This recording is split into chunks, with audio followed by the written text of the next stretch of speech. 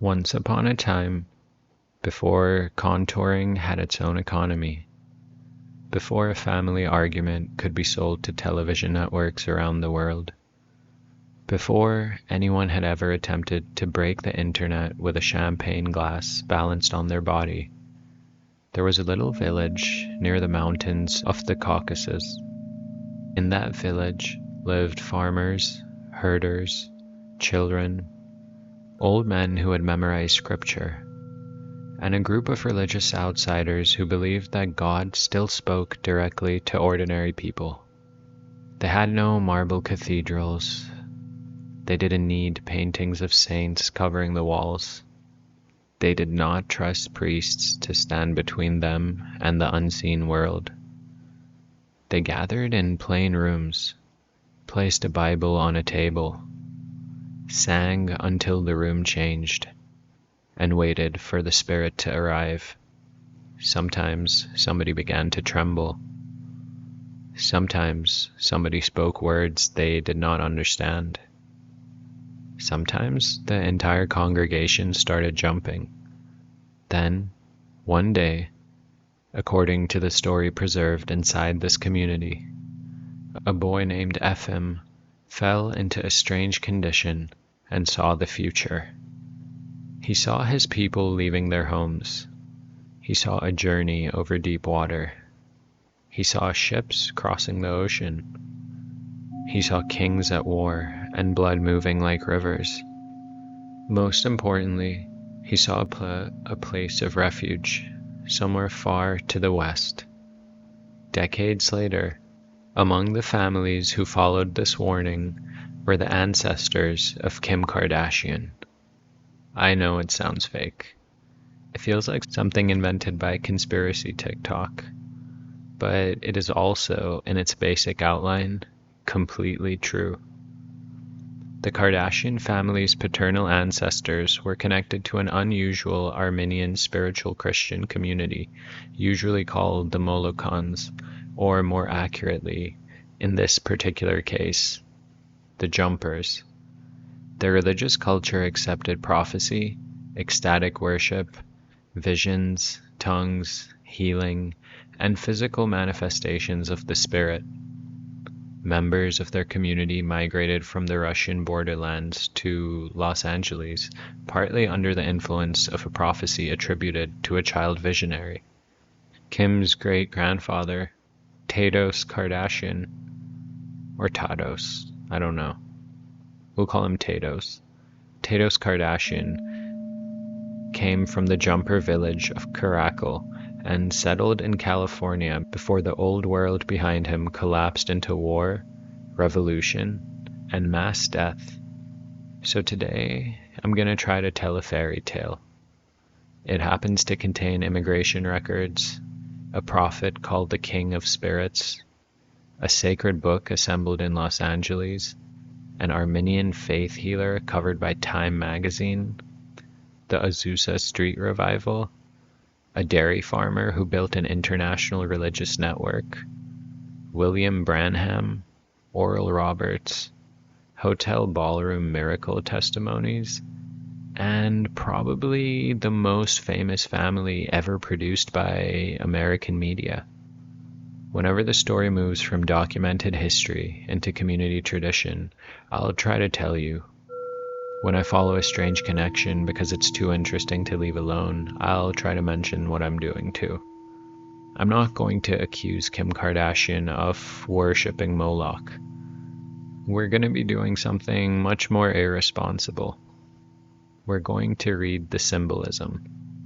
So this entire rabbit hole begins with a spelling mistake. Online, people sometimes claim that the Kardashians are Molokians. The theory usually arrives with pictures from fashion events, some arrows, references to child sacrifice, and a picture of the giant owl statue from Bohemian Grove. These are all things I talk about too, but somewhere in the middle of this, somebody randomly announces that Kim Kardashian's ancestors belong to a Moloch-worshipping bloodline. Now, that's a different conspiracy theory. We're not talking about that today, are we? I don't think. The actual word is Molokan. Molokan and Molok, other than sounding similar, have nothing to do with one another. If I was in a different mood, maybe the similarity in the way they sound could mean everything, but this is what we're going with today. The name Molokan comes from the Russian word moloko, meaning milk. The most common explanation is that Russian Orthodox authorities gave these dissenters the nickname because they continued drinking milk during religious fasts. Another interpretation connects the name with the biblical metaphor of spiritual milk. This means a community may have endured generations of persecution over its religious practices, crossed continents to survive, and then watched the algorithm turn milk drinker into human sacrificing celebrity cult. Honestly, that might be the most internet thing that has ever happened and continues to happen to random people. If you're listening to this in 2 decades, you might be considered a member of some kind of human sacrificing celebrity cult. If you are, please stop. And if you're not going to be, I guess don't worry about this. The Molokans emerged from the wider world of Russian spiritual Christianity. They rejected much of the physical architecture of Orthodox religious life, including elaborate ritual, formal priestly hierarchy, and the use of icons. They wanted direct contact with God, often inside ordinary houses, with scripture, communal singing, and personal spiritual experience at the center of worship.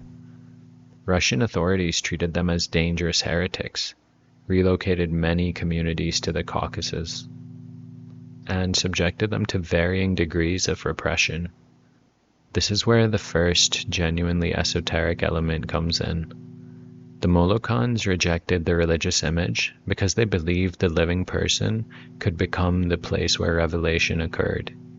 Instead of locating holiness inside a painted icon, a jeweled object, or an official building, they waited for something invisible to move through the congregation. The room was plain because the room was not the temple. The people were the temple. Now that's a very powerful idea, and like most powerful ideas, it can become beautiful, chaotic, or in my case, extremely weird, depending on who takes charge of it. The word Molokan covers several related communities, and the divisions can become confusing pretty fast. Some preserved a quieter, more rational style of worship. Others accepted prophets and increasingly visible manifestations of the spirit. Those people became known as the Pryguny, usually translated as jumpers or leapers. During worship, the singing might accelerate until people raised their hands, entered altered states, and began moving around the room. Members reported prophecy, glossolalia, healing, and other charismatic experiences. To believers, the Holy Spirit was entering the body.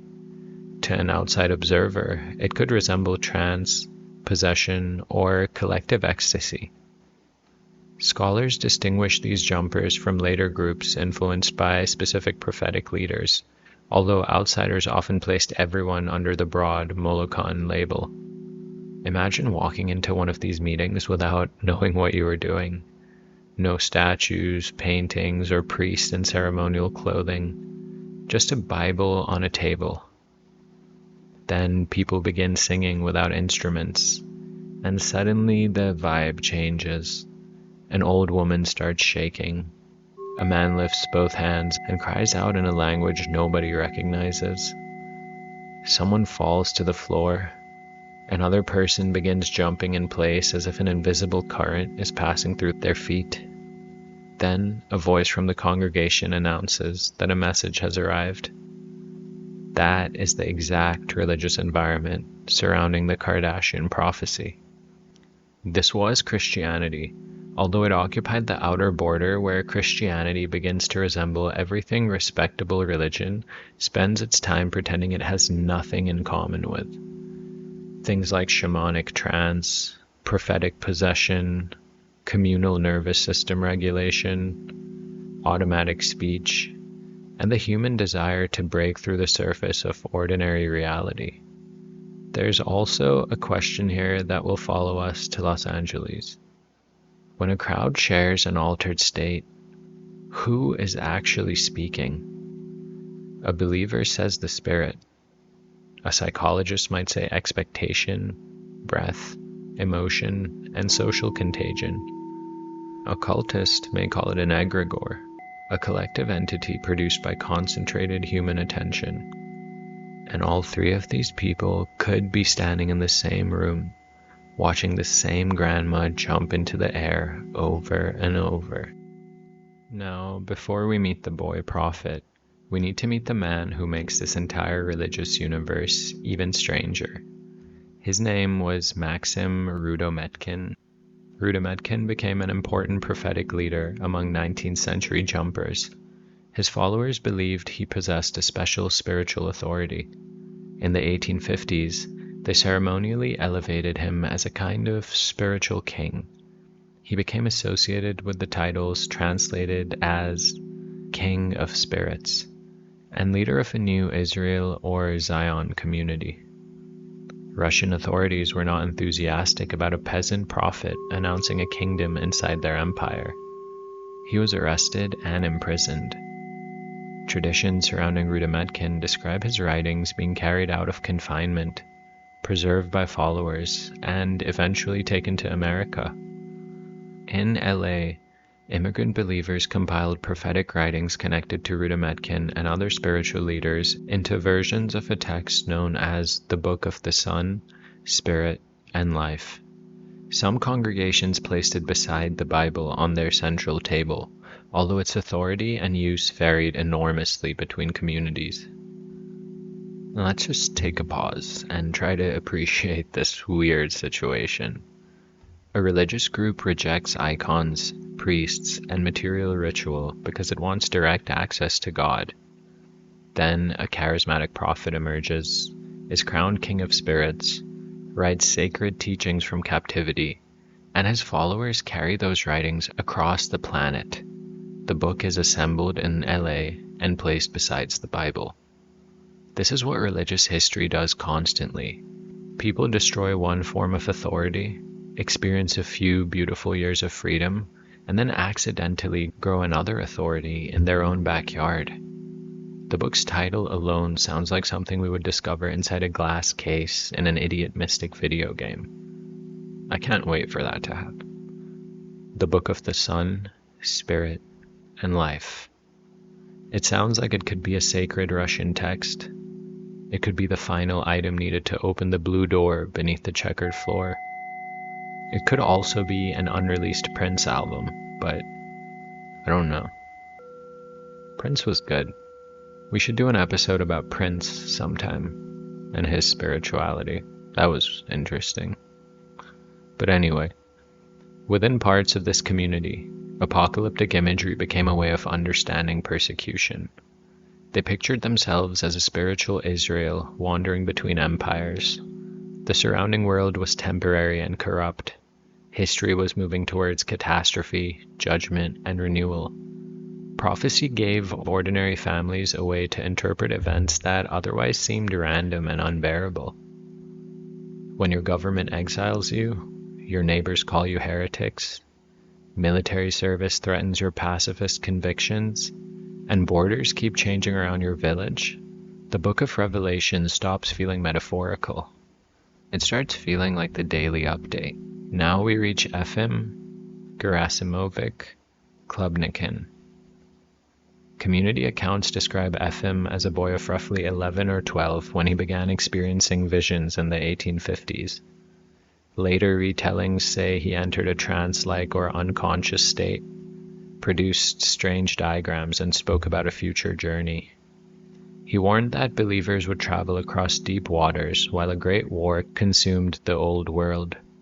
In the fullest version of the story, ships would carry the faithful toward a place of refuge on the western side of America. The exact prophecy comes from family and church tradition rather than a surviving government record written at the moment it supposedly occurred. It grew famous through jumper histories and through the Shakarian family memoir, The Happiest People on Earth. The existence of Efim and the prophecy tradition is well established.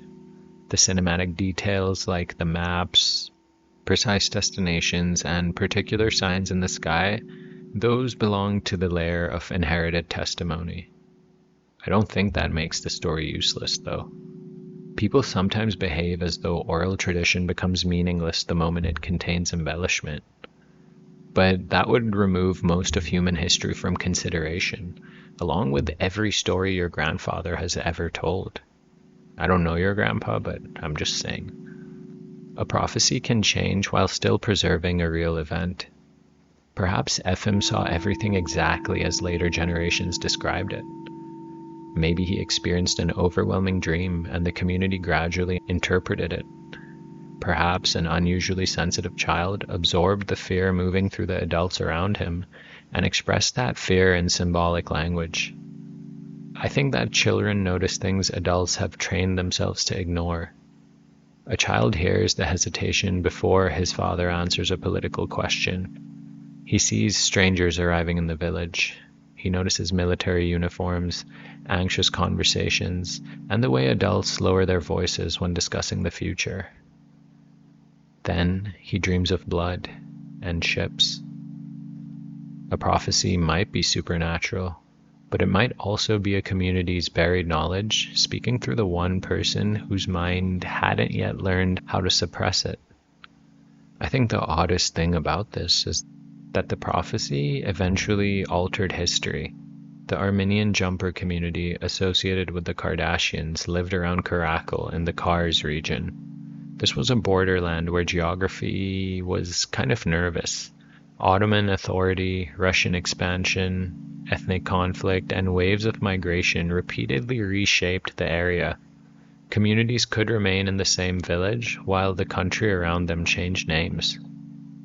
Karakale was also part of the wider landscape surrounding Mount Ararat. You can see why the fairy tale version of the story is almost irresistible to me.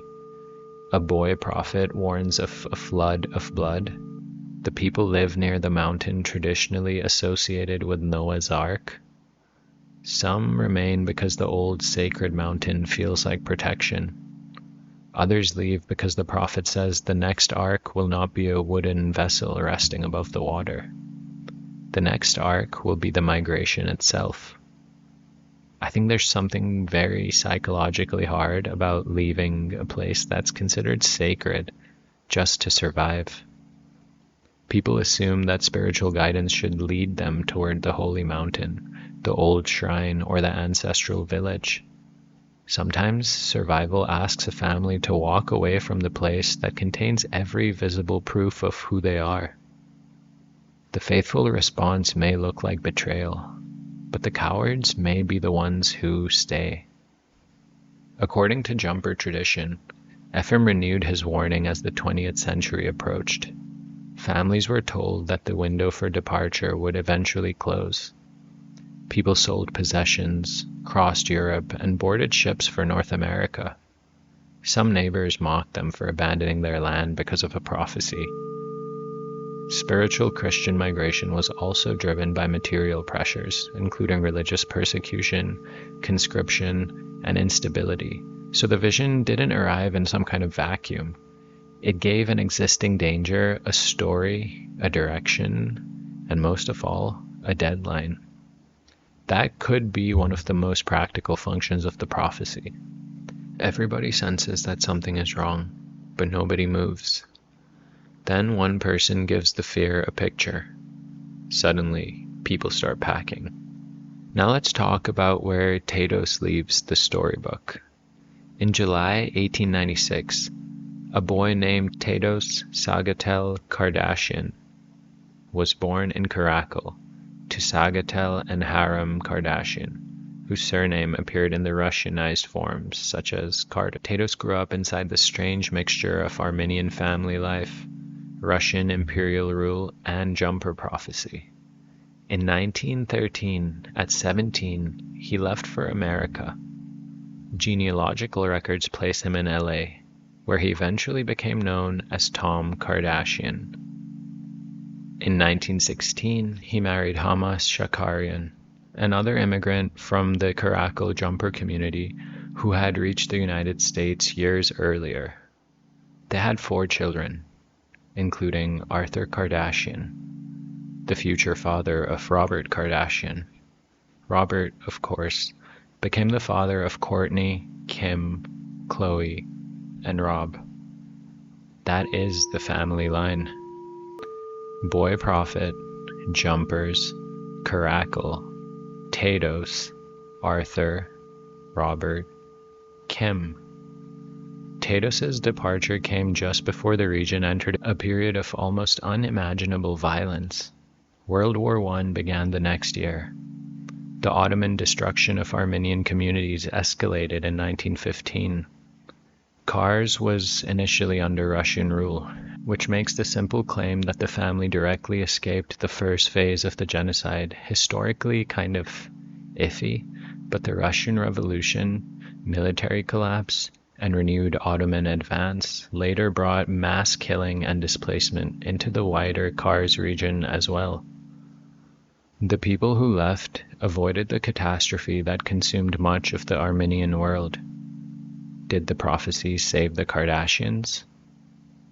I guess I can prove divine causation with a passenger manifest, but I can try.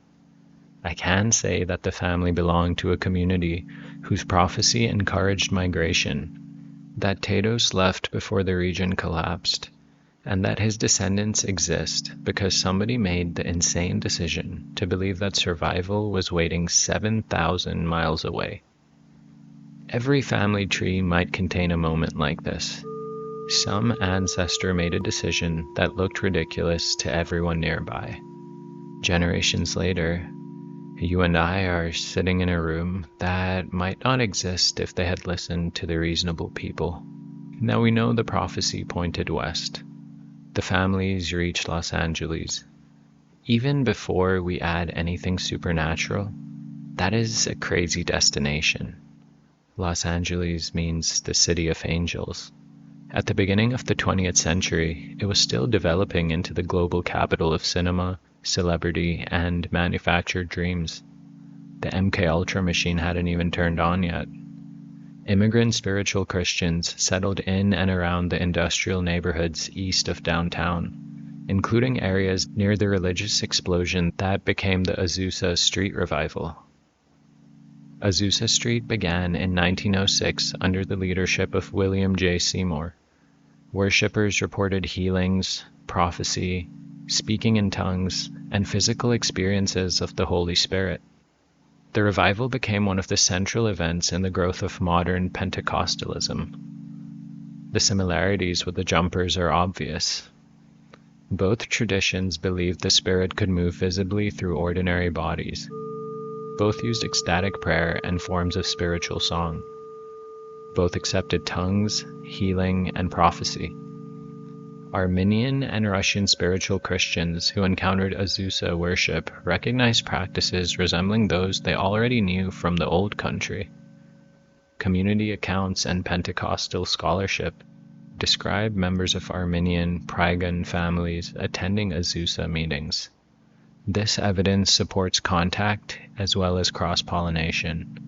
It obviously doesn't prove that the jumpers secretly created Pentecostalism, although that more dramatic theory has gone around. Still, look at the timing. Prophecy sends ecstatic religious families from the Caucasus to Los Angeles. They arrive, and within roughly a year, one of the most influential charismatic revivals in modern history erupts just nearby. The immigrants hear people singing and speaking in tongues. The sounds resemble home. They enter the meetings and recognize the invisible thing moving through the room. Was this coincidence? Well, is anything? It depends on what you believe, right? Was it cultural transmission? Sure, partly. That makes sense. Was Los Angeles becoming some kind of spiritual junction where displaced traditions, American revivalism, racial integration, and new forms of media could combine? 100%. This city had a habit of gathering people who believed reality could be rewritten. Religious prophets came for the promised land. Occultists came for hidden wisdom. Filmmakers came to manufacture dreams. Health mystics came to sell sunlight and fasting. Utopians came to build perfect communities. And con artists came because all of those people needed someone to manage the money. LA did not merely become the entertainment capital. It seems like it was some kind of machine for converting private visions into public realities. The Kardashians would eventually become very good at operating that machine. Now there's a very weird symbolic inversion at the center of this episode. The people who rejected images became the image. The Molokan ancestors rejected icons, but their descendants became them. The ancestors removed sacred images from the walls because they feared the image could replace the reality it represented. The descendants entered an industry where the image gradually becomes more important than the person themselves. The ancestors worshipped in undecorated rooms. The descendants built an entire empire from interiors, clothing, cosmetics, faces, bodies, and the controlled presentation of domestic life. A jumper meeting took an ordinary family room and turned it into a stage where invisible forces revealed themselves through testimony. Reality television takes family life and turns it into a stage where hidden feelings are revealed through the confessional camera. Something happens in the house. Then one member of the family sits alone in front of the camera and explains the meaning of what we just witnessed. That structure is surprisingly close to religious testimony. There's an event, a witness, a private interpretation delivered to the congregation. Except now, the congregation is millions of people eating cereal while watching Hulu. I'm not saying Keeping Up with the Kardashians was secretly a Molokan worship service, although I would watch an entire documentary trying to prove that. I'm just saying cultural forms survive in very unexpected disguises. A persecuted community learns that survival depends on family cohesion. Faith, business, marriage, and memory move through the household. The family becomes a portable country. It can cross an ocean because its deepest institutions travel inside human relationships.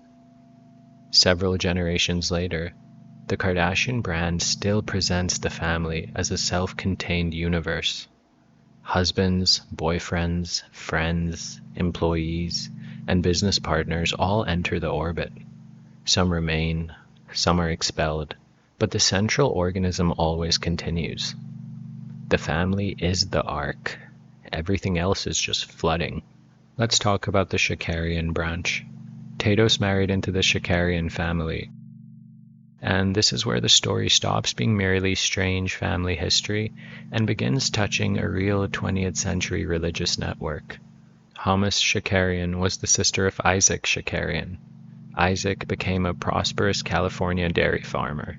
His son, Demas Shakarian, entered the family business and later founded the Full Gospel Businessmen's Fellowship International. Demas was therefore Hamas's nephew, Tados Kardashian's nephew by marriage, and Arthur Kardashian's first cousin.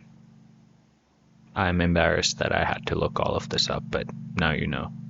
The MFI brought Christian businessmen together outside conventional church structures.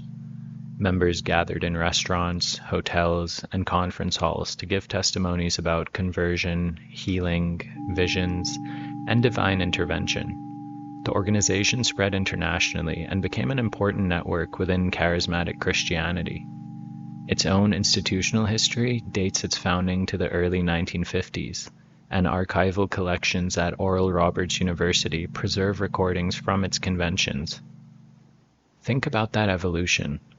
The old jumpers gathered in village rooms. Demos gathered businessmen in hotel ballrooms. The old community carried prophecy through family memory. The new organization carried testimony through magazines, conventions, radio, and recordings. One generation used spiritual experience to hold a persecuted people together. Another learned how to package spiritual experience into a modern media network. It being a construct does not make the network fake. It just shows you that it was scalable. And this is also probably where the episode's conspiracy section begins. Although I guess the word conspiracy needs to be rescued from the internet for a moment. A conspiracy is simply people coordinating privately toward a shared goal. Most successful institutions contain meetings, friendships, funding decisions, and relationships that remain invisible to the public. That doesn't mean everyone is wearing robes under a pyramid. The genuinely interesting network around Shakarian brought business capital, charismatic religion, and mass communication into the same room. Major healing evangelists moved through this world. Demos shared FGB MFI platforms with figures including William Branham, and the Oral Roberts University archive preserves recordings of them appearing together at a 1963 convention. You don't need an Illuminati council when you have breakfast meetings. Breakfast meetings have probably shaped more history anyway. Or maybe Illuminati breakfast meetings, but maybe that's another podcast. Now let's talk about an even stranger side tunnel. In 1947, American newspapers became fascinated with a young Armenian faith healer named Avak Hagopian. Avak came from Iran and claimed to possess a divinely granted healing ability. He attracted attention after a wealthy California Armenian named Karakale sought help for his son, who suffered from severe seizures after an injury. Time magazine covered Avak's arrival, the crowd surrounding him, and the hopes placed upon his healing touch.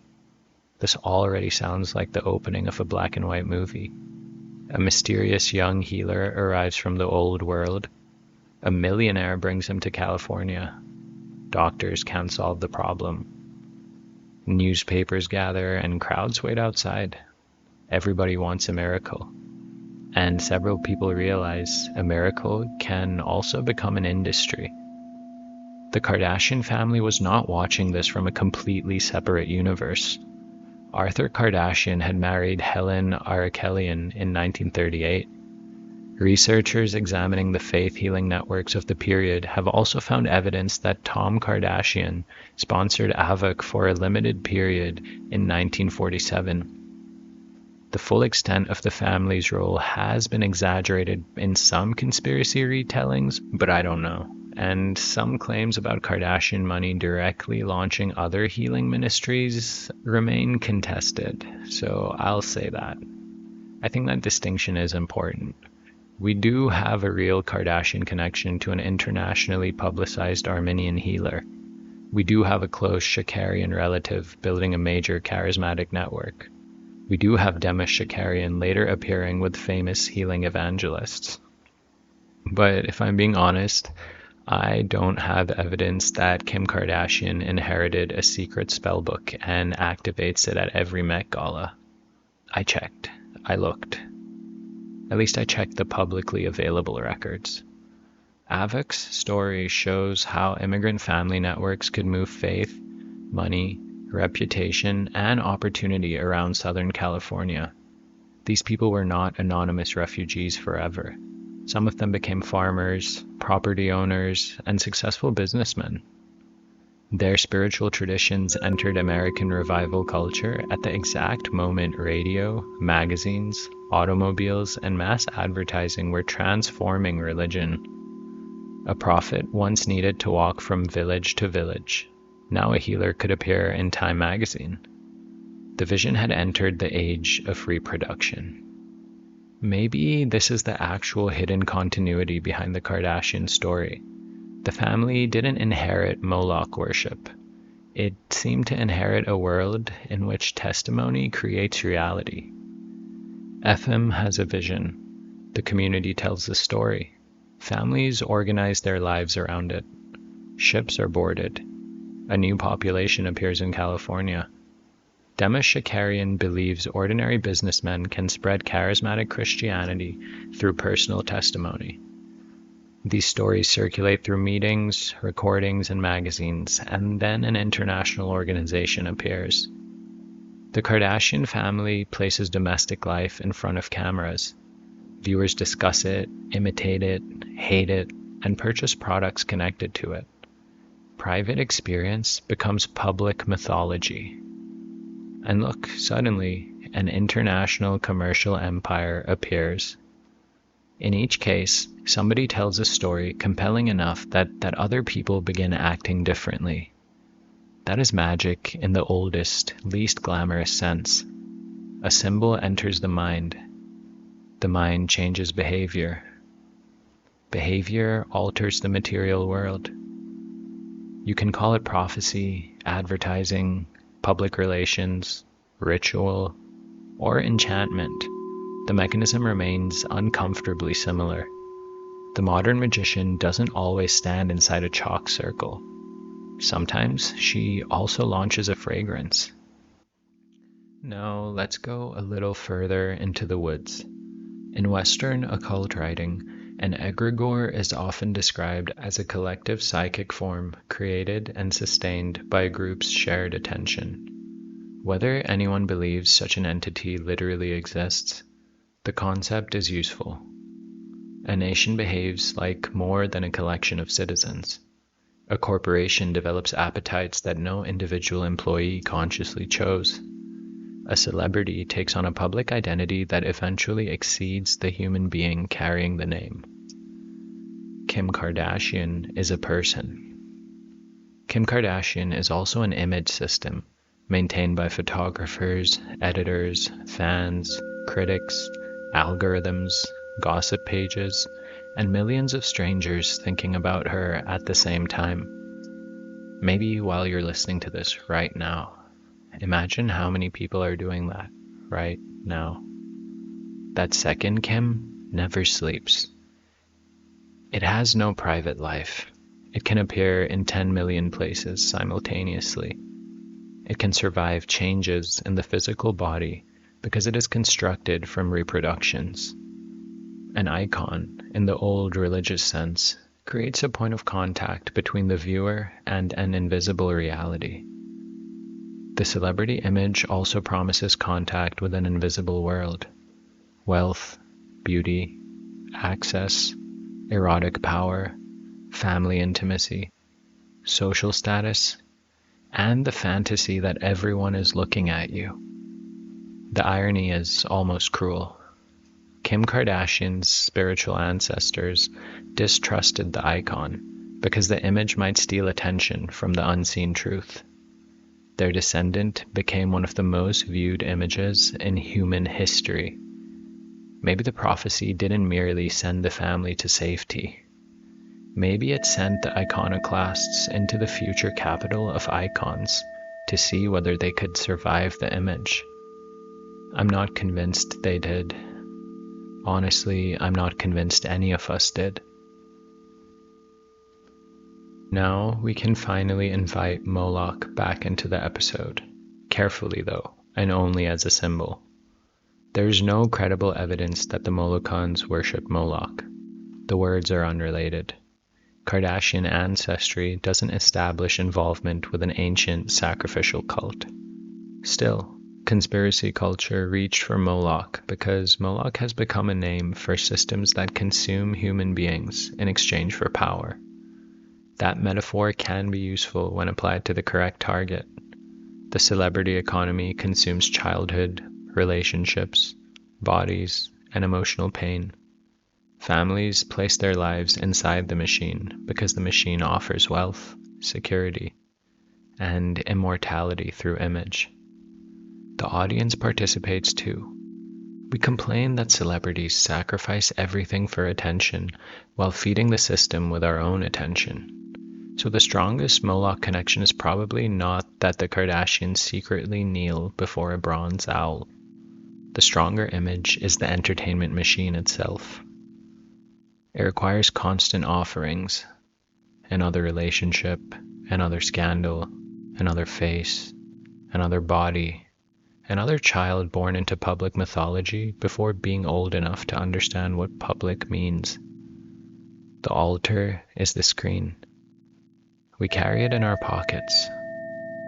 That interpretation is less satisfying than discovering a hidden temple beneath Calabasas, but it does have the advantage of possibly being true. Did Efim see Kim? I don't know. Probably not. Although I enjoy imagining an 11-year-old boy walking from a trance in the Caucasus and trying to explain shapewear to confused village elders. Your descendants will cross the sea. Yes. They will reach the city of angels. Yes. One of them will possess 250 million followers. What is a follower? They will follow her without going anywhere. And what will she teach them? Mostly, how to look different.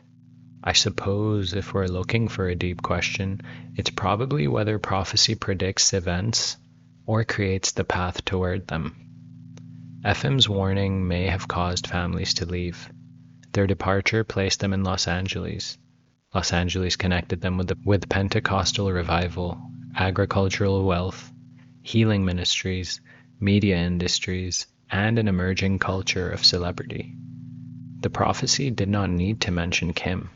It only needed to move Tados. Once the first piece moved, history handled the rest. This is how destiny often appears from the inside. Nobody receives the complete map. A person just gets one instruction that makes no sense. Leave, cross the water, go west. The meaning doesn't become visible until several generations later. I guess there is a danger in making the story too cute, because behind the prophecy stands the destruction of Armenian life across an enormous region. People were murdered, displaced, and scattered. Survivors carried language, food, religion, grief, and family memory into countries that didn't always understand them. For descendants, maybe success became a response to annihilation. You tried to erase us, so now you will see us everywhere. The Kardashian level of visibility looks absurd when measured against ordinary life, but placed against a family history of exile and threatened disappearance, I think it takes on a different psychological shape. Can I call her Kim? Should I say Kim Kardashian? It feels weird to call celebrities by their first name. So anyway, I don't think it means Kim Kardashian became famous to avenge the Armenian dead. Usually, human inheritance isn't that straightforward. Families pass down emotional structures without words.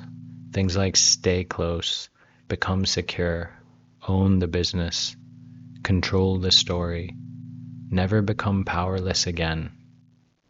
Make sure nobody can ignore the family.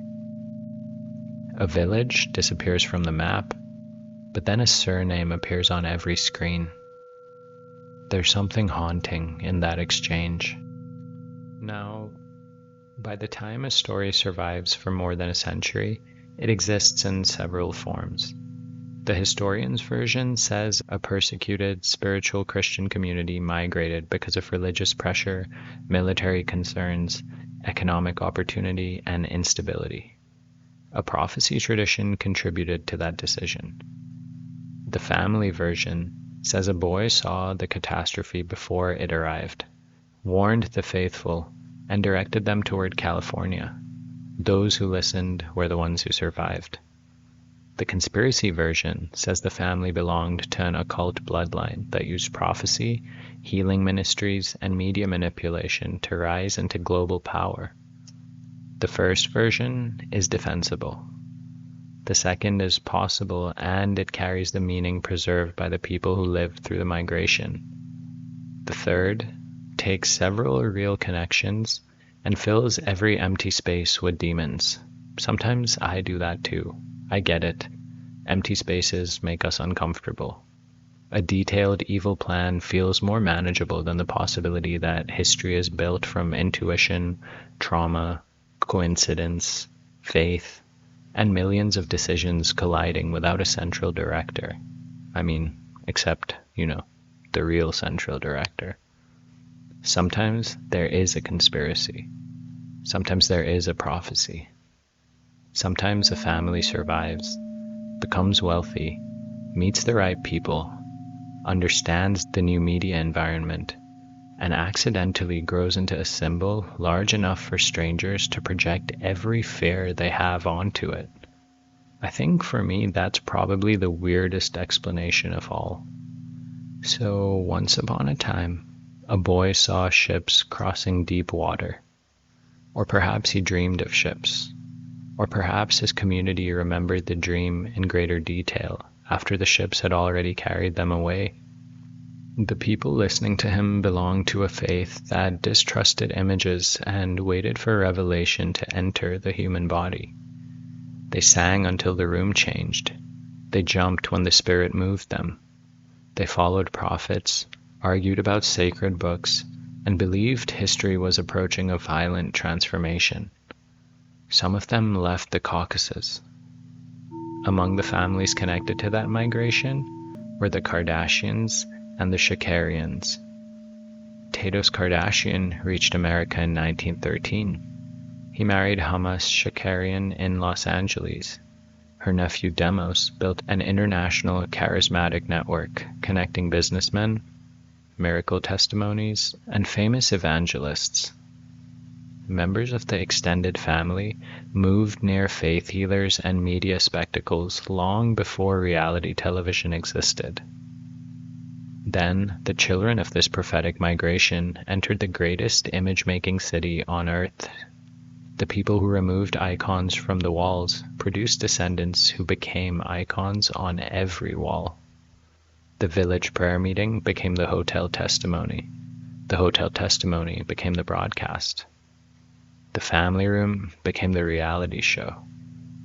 The prophecy seems to have crossed the ocean and learned how to use a camera. None of this proves that Kim Kardashian possesses occult powers. That's another episode. It does suggest that her family story contains a real kind of magic, the kind produced when belief moves bodies across geography, when inherited narratives organize entire lives, and when private testimony becomes powerful enough to manufacture public reality. The internet heard Molokan and imagined Moloch. It missed the boy prophet. It missed the jumpers. It missed the King of Spirits and the Book of the Sun. It missed Azusa Street, the Armenian healer, the dairy empire, and the businessmen carrying miracle stories from ballroom to ballroom. The fake conspiracy was hiding the real mystery. A child warned a group of religious outsiders to leave their home and travel toward the city of angels. One family listened. A century later, nearly everyone on earth knows their name. And somewhere beneath the shapewear, the makeup, the money, the screens, and the endless reproduction of their image, the old prophecy is still moving west. I wonder if Efim saw Kanye in his visions. Maybe Kanye and the Molokan prophecy should have been the name of this episode. Anyway, thank you for being here with me and listening to Idiot Mystic. I didn't really expect to talk about this, but here we are. If you want to hang out more, come stop by the Discord or say hi on whatever social media thing you're on. I'm all over the place. Bye.